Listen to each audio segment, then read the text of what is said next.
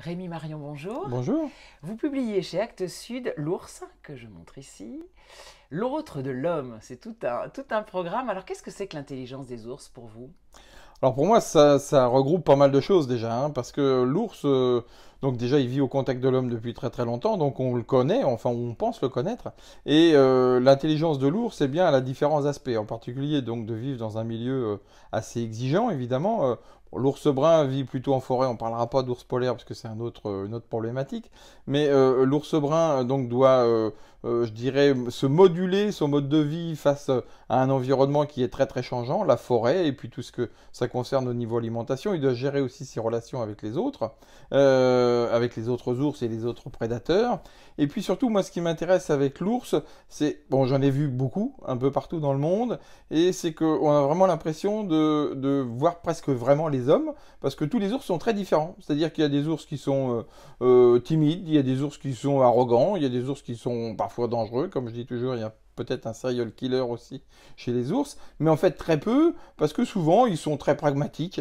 Et moi c'est comme ça que je le vois surtout chez les ours, c'est qu'ils sont très pragmatiques, et puis ils prennent un petit peu ce qui vient, et il y a vraiment tout un tas de personnalités différentes chez les ours, et on le voit très bien d'ailleurs quand on voit une fratrie par exemple, qui n'est plus avec leur mère, et bien on voit souvent deux frères ou deux sœurs qui ont des caractères différents.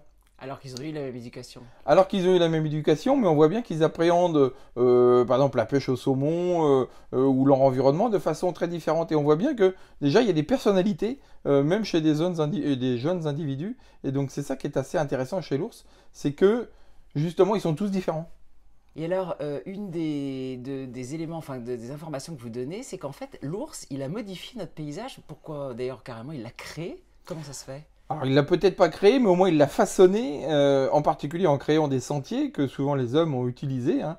Ce qu'il faut bien voir, peut-être qu'il y a des autoroutes actuellement où les gens vont à la montagne qui étaient à l'origine en fait des chemins que les ours utilisaient.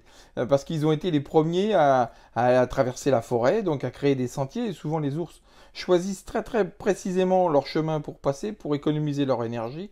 Donc au niveau de la pente et tout ça, et des passages rocheux, ils vont choisir toujours une bonne trajectoire. Et donc à force de passer pendant des millénaires peut-être, eh bien ils vont créer des sentes, hein, vraiment des sentiers, et transformer le paysage. Ils vont en même temps transformer le paysage, parce que comme ils mangent beaucoup de végétaux, mais qu'ils les digèrent mal, donc ils vont semer au fur et à mesure de leur déambulation, eh bien toutes les graines des plantes qu'ils emmènent avec eux. Et donc évidemment, ça va changer la végétation. Ils vont aussi retourner les rochers pour trouver des insectes et ainsi de suite. Donc ils vont aussi remuer le terrain. Donc c'est vraiment des animaux qui vont modifier, peut-être pas autant que les castors, mais intervenir sur le paysage dans lequel ils vivent.